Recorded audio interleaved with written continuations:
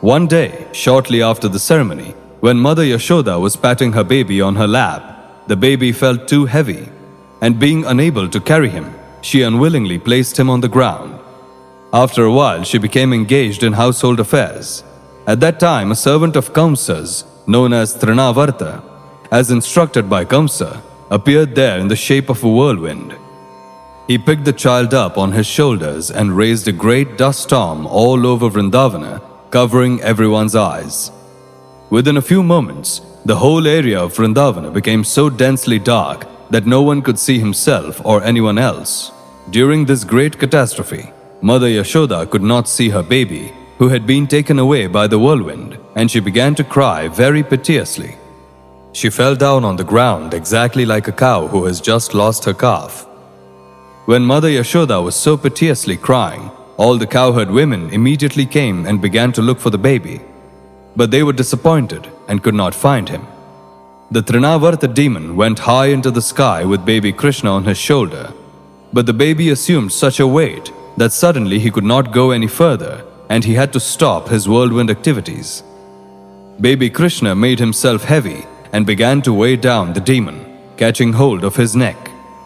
Trņāvarta felt the baby to be as heavy as a big mountain, and he tried to get out of his clutches, but he was unable to do so, and his eyes popped out from their sockets. Crying very fiercely, he fell down to the ground of Vrindavana and died.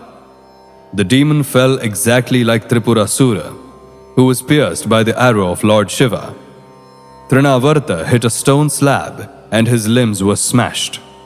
His body became visible to all the inhabitants of Vrindavana. When the gopis saw the demon killed and child Krishna very happily playing on its body, they immediately picked Krishna up with great affection.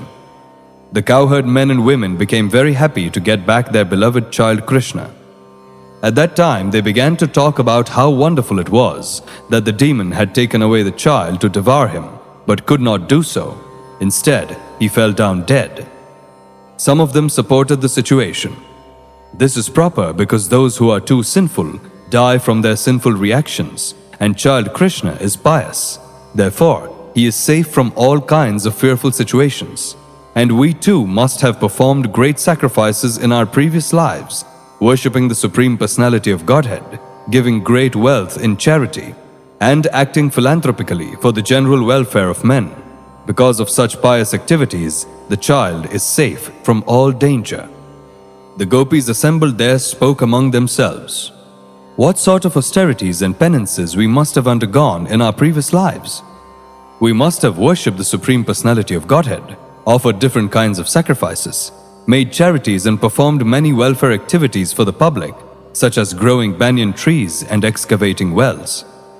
As a result of these pious activities, we have gotten back our child, even though he was supposed to be dead. Now he has come back to enliven his relatives.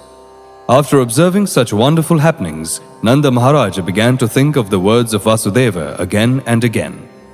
After this incident, when Yashoda was once nursing her child and patting him with great affection, there streamed a profuse supply of milk from her breast. And when she opened the mouth of the child with her fingers, she suddenly saw the universal manifestation within his mouth.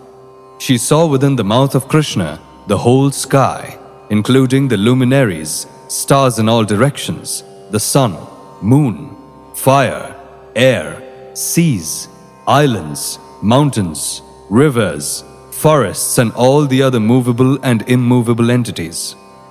When Mother Yashoda saw this, her heart began to throb, and she murmured within herself, "How wonderful this is!" She could not express anything, but simply closed her eyes. She was absorbed in wonderful thoughts. Krishna's showing the universal form of the Supreme Personality of Godhead, even when lying down on the lap of his mother, proves that the Supreme Personality of Godhead is always the Supreme Personality of Godhead, whether he is manifested as a child on the lap of his mother or as a charioteer on the battlefield of Kurukshetra. The concoction of the impersonalists that one can become God by meditation or by some artificial material activities is herewith declared false. God is always God in any condition or status, and the living entities are always the parts and parcels of the Supreme Lord. they can never be equal to the inconceivable supernatural power of the Supreme Personality of Godhead. Thus ends the Bhaktivedanta purport of the 7th chapter of Krishna, the salvation of Trņāvarta.